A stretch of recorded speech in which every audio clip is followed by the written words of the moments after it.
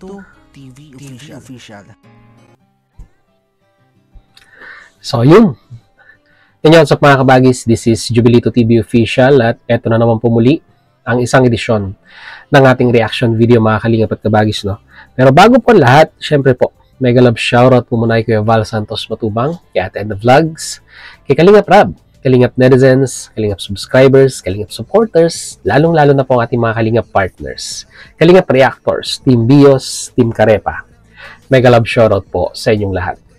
At bago po natin simulan ng ating reaction video for today, ay muli po, inaanyayahan ko po kayong pasyalan ng ating official FB page na meron din po tayong daily uploads dyan, mga kalingap at kabagis. Yun nga lang, medyo delay dahil mas nauuna po ang upload natin sa ating official YouTube channel at ipinapangalawa po natin, no, sa ating Facebook page na kung saan ay yun din naman po.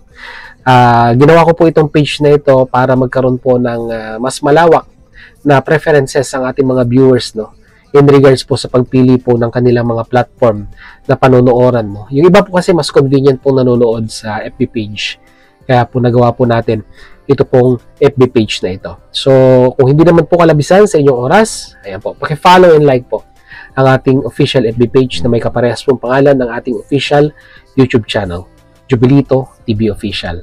So, yun, mga kalingap at kabagis, balik na po tayo sa ating reaction video for today, mga kalingap at kabagis.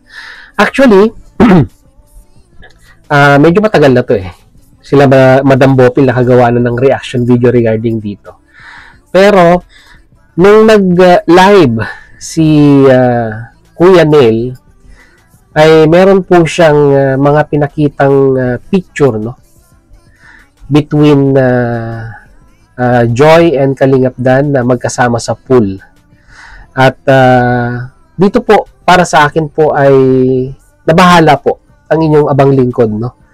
Dahil mga kalingap at kabagis, yung takbo po ng mga pag-iisip ng mga ibang viewers, especially yung mga bashers po ni Joy, ay muli na naman pong nabuhay, mga kalingap at kabagis, at binabato na naman po ng mga hindi magagandang akusasyon ito pong dalagang ito. So dadako po tayo dyan, maya-maya lamang po. Pag-usapan lang po muna natin ito pong issue rin kay Kalingap Dan. Although sinagot niya na po ito, mga kalingap at kabagis, regarding po sa kumakalat na balita na ito nga daw pong si Kalingap Dan ay may girlfriend na, no? Mga kalingap at kabagis, no?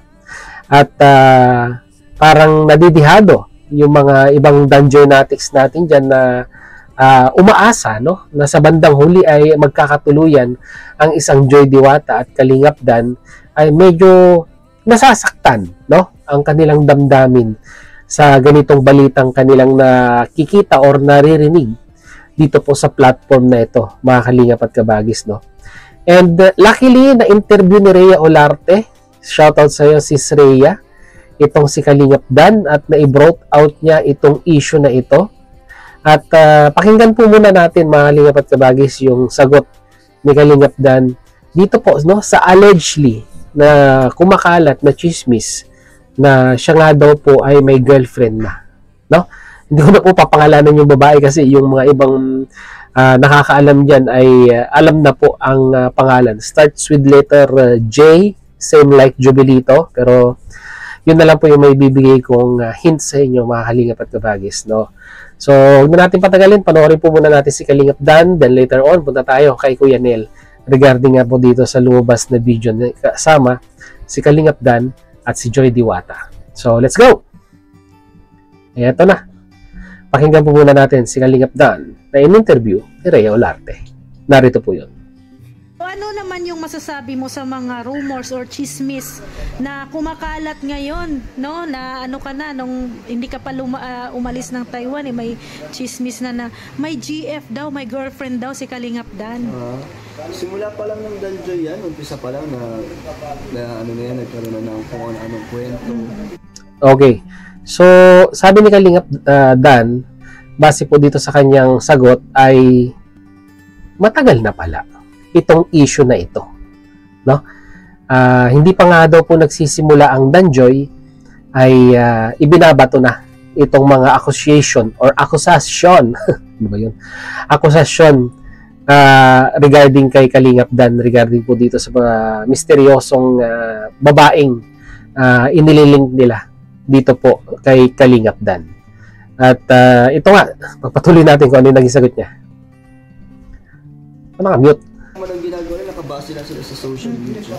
Talagang pinagko-connect lang nila. Tapos gagawa nila ng kwento. Napakadali na kasi gumawa ng kwento. Tapos ano lang, yun, simula naman yung dati kay Kalingap Rab, hindi ka naman ilalove team kung wala ka naman, kung may karelasyon ka. Kaya ayun na, narinig ninyo mga Kalingap at Kabagis, no?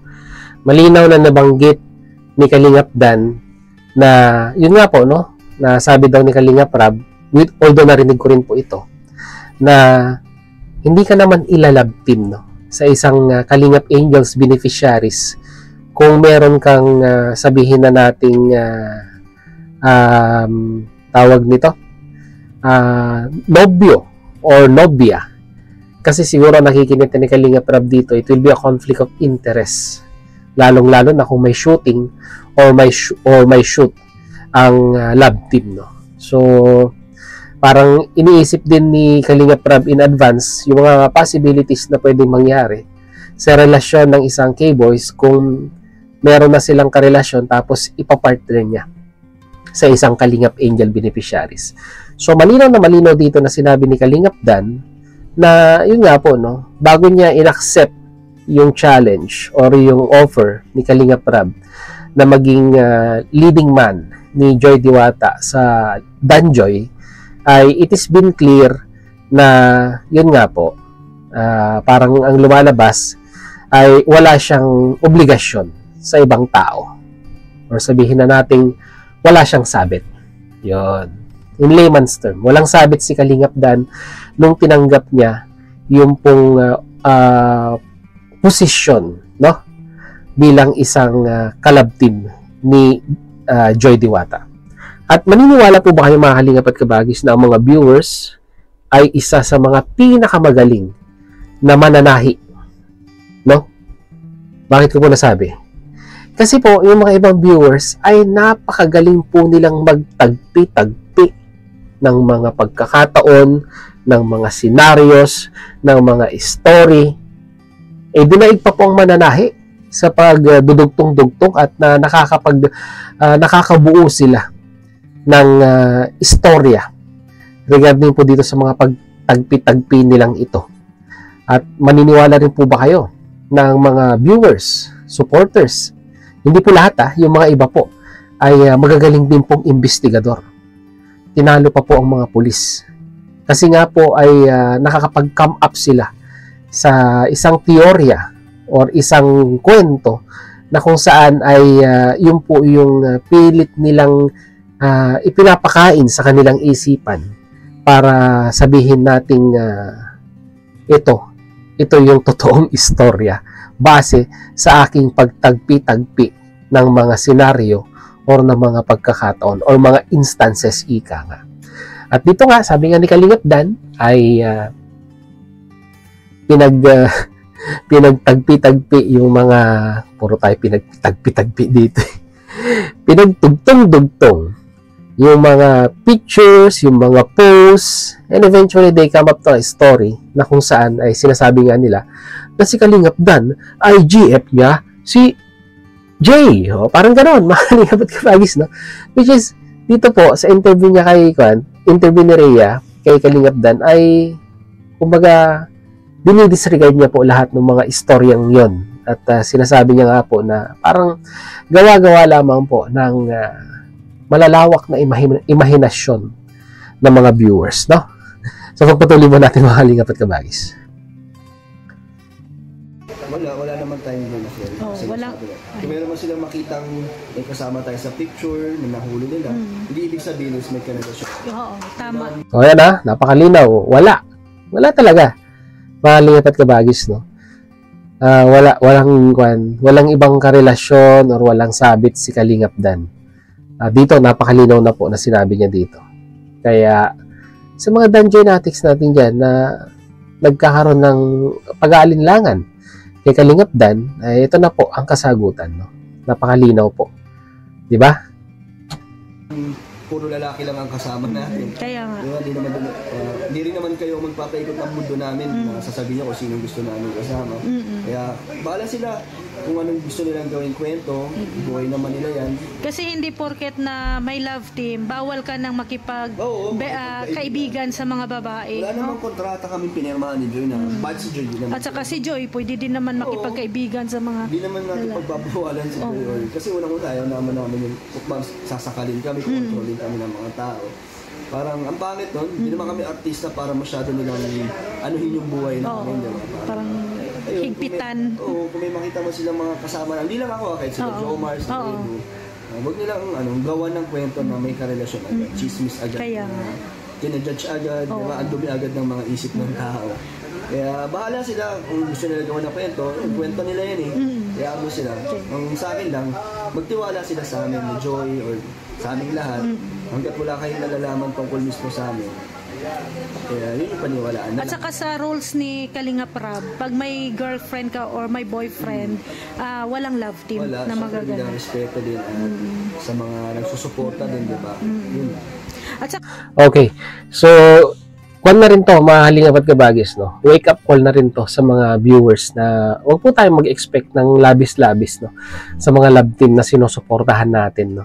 Dahil minsan, pag yung outcome ay nagiging hindi maganda, ay nadidisappoint po tayo, no? So, parang reminders na rin po ni Kalingap Dan ito sa mga viewers natin na kung saan ay wag po nating iset yung expectation natin sa higher standards, ika nga. Dahil pag hindi po yung namit, ay sasama lamang po ang ating damdamin. At ang love team na ito ay sabihin na nating pampakilig lamang at pampatanggal stress talaga sa mga viewers po ng Team Kalingap. So, yan. Dako na tayo mga Kalingap at Kabagis dito po sa ikinalat na picture ni Kuya Neil, mga Kalingap at Kabagis, sa kanyang live streaming. Shoutout sa iyo, Kuya Neil. Gagamit po ako ng iyong video clip sa iyong live at magbibigay lamang po ako ng reaction dito, mga Kalingap at Kabagis. No? Ito, panoorin po natin. Kawawa si Kuya Jens na pag-iwanan na mayor. O ito, sige. Ito guys, stolen shot. Ayan. Stolen shot ito guys ha. Hindi nila alam to. Hindi nila alam, may CCTV. Pero, pinaalam natin to kay Kalingap Dan. Sabi ni Kalingap Dan, sige, pakita mo na sa kanila yan. Yes, sa mga reactors na pa-issue, ito ang reaction nyo. Yan. Ito daw yung reaction nyo. Guys, sa Danjoy. Ayan o. Ayan o. Ayan o. See that? Sa mga mayroong pagdududa. So, makikita natin dito na si Joy at si Kalingap Dan ay nasa pool, magkakbay, and enjoying the moments, ika nga, no? Mga Kalingap at Kabagis, no? So, yun po yung interpretasyon natin dito. So, tapusin po muna natin. That is ano yata, 3 a.m. 3 Okay. a.m. 3 a.m. Madaling araw. Oh, yan, okay na. Oops! Siyempre, may jomcar pa rin. So, yun, mga Kalingap at Kabagis, no? Hindi ko alam kung ako'y matutuwa or kikiligin dito po sa ipinakitang picture ni Kuya Nel. At sabi niya nga ay may basbas naman daw ni Kalingap Dan na ipakita niya itong picture na ito. Kaso nga po, para sa akin po, no, mga Kalingap at Kabagis, ay ito po yung nakuhang pagkakataon ng mga bashers ni Joy para na naman po simulang atakihin yung dalaga. Bakit ko po nasabi? Kasi may mga nagsasabi na naman po na ayan, ang Joy Diwata ninyo. Easy to get, kalad ka rin. At mga iba pang mga negatibong salita ang ibinabato nila dito kay Joy dahil nga po dito sa picture na ito. Kung ang intention ay para mapahupa ang mga damdamin ng viewers regarding nga po dito sa issue ni Kalingap Dan na lumalabas na meron na siyang girlfriend, ay parang napakamali naman po yata, mga Kalingap at Kabagis, na gamitin ang isang litrato na supposed to be ay dapat nakapribado po ito. Dahil unang-una po sa lahat ay hindi po para sa akin. Hindi po ito part ng love serye na masusubaybayan natin sa channel ni Kalingap Rab. Siguro, kung sa upload ni Kalingap Rab nang galing ito sa kanyang official YouTube channel, ay okay pa, di ba? Pero yung manggagaling sa ibang individual na although sabihin man nating may basbas, ay para sa akin po ay napaka-inappropriate po, mga Kalingap at Kabagis, Kasi dapat inisip natin ano yung magiging outcome kay Joy pag ito po ay nakita or napanood ng mga bashers. Sabihin na nating ayaw kay Joy Diwata. Nung simula pa lang ay ayaw na, at lalo ngayon ay parang nagdidiwang sila at parang pinatotohanan nila ang kanilang mga haka-haka noon na talagang si Joy ay easy to get. Pasintabi na po sa mga ginamit po nating salita, pero yun po yung katotohanan, mga Kalingap at Kabagis, di ba? Kumbaga, naging collateral damage si Joy Diwata dito sa picture na ito, di ba?